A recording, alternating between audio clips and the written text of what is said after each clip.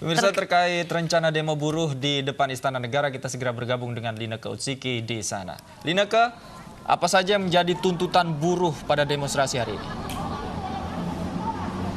Davi, Lovi, dan juga pemirsa, total ada sebanyak 4 tuntutan yang menjadi ataupun yang digaungkan oleh ribuan serikat buruh yang tergabung dalam demonstrasi pada hari ini, yakni yang pertama adalah untuk menolak RUU Omnibus Law Cipta Lapangan Kerja, kemudian juga menolak upah per jam dan juga menolak kenaikan iuran BPJS Kesehatan, serta diharapkan ada pembentukan tim khusus klaster ketenagakerjaan. Terkait dengan demonstrasi buruh, ini merupakan aksi demonstrasi yang merupakan lanjutan atau sebelumnya ini sudah dilakukan tepatnya pada tanggal 13 Januari 2020 silam yang dilakukan di depan gedung DPR, dan kali ini merupakan aksi lanjutan yang tadi sekitar pukul 11 siang waktu Indonesia bagian Barat ini sudah dimulai, di mana tadi ribuan dari demonstrasi serikat buruh ini berkumpul ataupun titik kumpulnya berada di Patung Kuda Monas. Kemudian mereka bersama-sama berjalan bergerak ke Istana Merdeka, ke Istana Negara, dan saat ini saya sudah berada di kawasan Monas yang bertepatan ataupun bersinggungan langsung dengan Istana Negara Jakarta Pusat, dan saat ini orasi masih terus diberlangsungkan oleh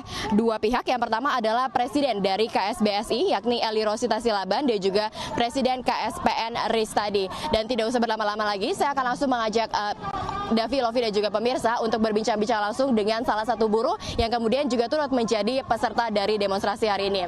Selamat siang, Mas. Namanya siapa, Mas? Sorry. Nama saya Khairul Soleh dari Jawa Tengah. Mas Soril, ini kan Mas sudah mengikuti demonstrasi mulai tadi pukul 11 siang, kemudian hingga dengan saat ini. Sebenarnya apa sih, Mas, kemudian yang menjadi tuntutan dari para buruh? Tuntutan dari buruh itu yang pertama itu jelas menolak rencana pemerintah itu untuk menerbitkan undang-undang Omnibus Law, yang mana undang-undang itu akan menyengsarakan buruh, baik mulai dari diterbitkannya undang-undang itu sampai anak cucu kita. Mungkin seperti itu, Mbak. Tapi sebenarnya sebelumnya sudah ada dilakukan pertemuan-pertemuan nggak, Mas? Untuk aliansi sudah selalu dilakukan untuk pertemuan dari Presiden KSPN, KSBI, dan aliansi buruh itu sudah diadakan pertemuan dengan pemerintah.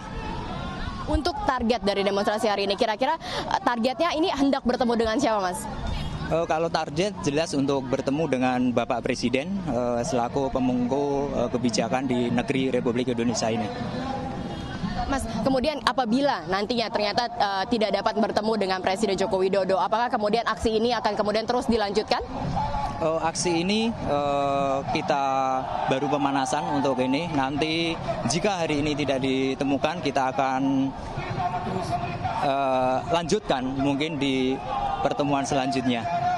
Berarti tadi Mas mengatakan akan dilanjutkan ke pertemuan selanjutnya. Berarti ini terkait dengan aksi demonstrasi ini masih akan terus berlanjut, masih akan ada kemudian digelarnya demo-demo pada hari-hari ke depan. Betul, Pak. Betul. Kemudian, Mas, sebenarnya kalau misalkan kita lihat dari banyaknya kemudian massa yang hadir di sini, apa kemudian yang menjadi harapan ataupun salah satu hal yang kemudian menjadi perhatian, Mas? Yang menjadi harapan tentunya pemerintah memperhatikan bagaimana nasib buruh di Indonesia ini, semoga ke depan bisa lebih baik, bukan malah istilahnya dimiskinkan atau diterbitkan peraturan pemerintah yang notabene itu akan menyengsarakan buruh di Indonesia. Baik, terima kasih banyak Mas Soiril atas kesempatan dan juga waktunya untuk diwawancara.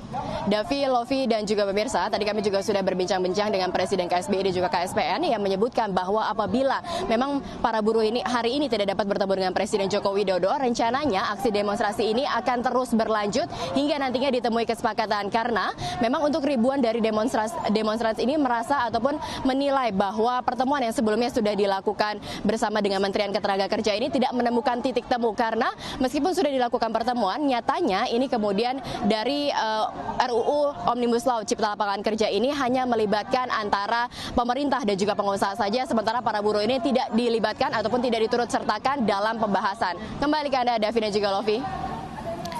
Terima kasih Lineke Utsiki melaporkan langsung dari Monas, Jakarta Pusat.